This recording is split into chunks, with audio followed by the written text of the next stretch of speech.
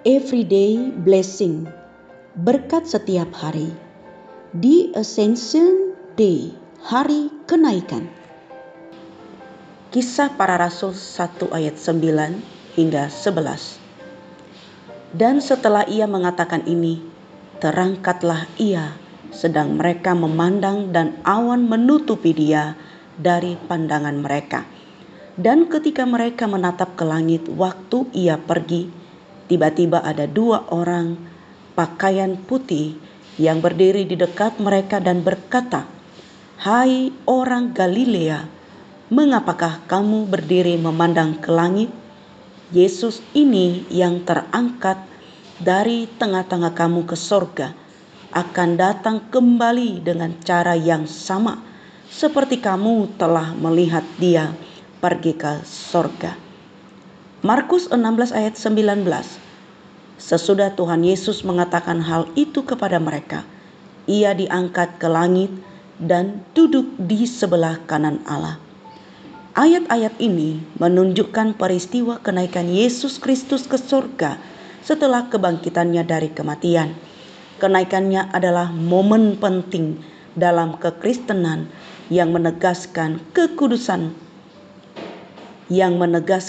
kedudukannya sebagai juru selamat dan memberikan harapan akan kedatangannya yang kedua kali. Kenaikan Yesus Kristus merupakan salah satu hal terpenting bagi seluruh orang yang percaya kepadanya. Kejadian ini terjadi sekitar 40 hari setelah kebangkitannya dari kematian. Peristiwa tersebut merupakan momen yang mendalam dan memiliki arti penting bagi umat Kristen dan misi Yesus sebagai juru selamat dunia. Bagaimana kita memandang peristiwa ini? Yang pertama, kenaikan sebagai pemenuhan nubuat dan janji Allah. Ini adalah bagian dari rencana keselamatan Allah yang telah Dia tetapkan sejak zaman dahulu. Kenaikannya juga merupakan penegasan bahwa Yesus adalah anak Allah yang diutusnya untuk menyelamatkan umat manusia. Bagian yang kedua, kenaikan sebagai kemenangan atas kematian dan dosa. Dengan kebangkitan dan kenaikannya, Yesus mengatasi efek dosa dan memberikan harapan akan kehidupan abadi bagi semua orang yang percaya kepadanya. Kenaikannya menggarisbawahi bahwa Kristus adalah satu-satunya jalan menuju keselamatan dan kehidupan kekal. 3.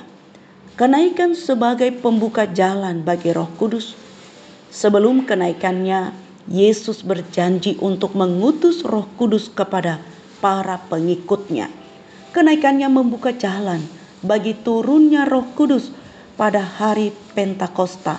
Roh Kudus memberi kekuatan, panduan, dan pengertian kepada umat Kristen untuk menjalani kehidupan rohaniah dan memahami ajarannya dengan lebih mendalam.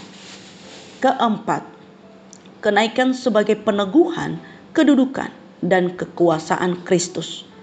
Kenaikan Yesus menegaskan kedudukannya sebagai Raja segala raja dan Tuhan segala Tuhan. Ia duduk di sebelah kanan Allah Bapa, memiliki kekuasaan yang tertinggi dan memerintah atas segala sesuatu.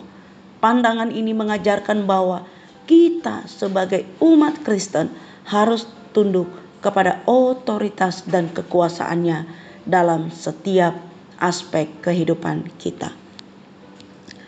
Bagian yang kelima, kenaikan sebagai sumber harapan dan antisipasi kedatangan kembali. Kenaikan Yesus memberikan harapan akan kedatangannya yang kedua kali. Seperti yang Dia janjikan, Ia akan kembali untuk menghakimi dunia dan membawa kerajaan Allah yang kekal. Kenaikannya adalah salah satu pilar sentral dalam ajaran Kristen.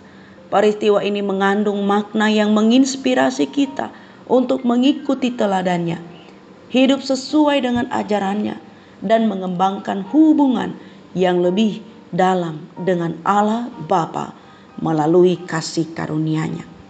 Misi setelah kenaikannya, Yesus memberikan mandat kepada murid-murid-Nya untuk pergi ke seluruh dunia dan membuat murid dari segala bangsa.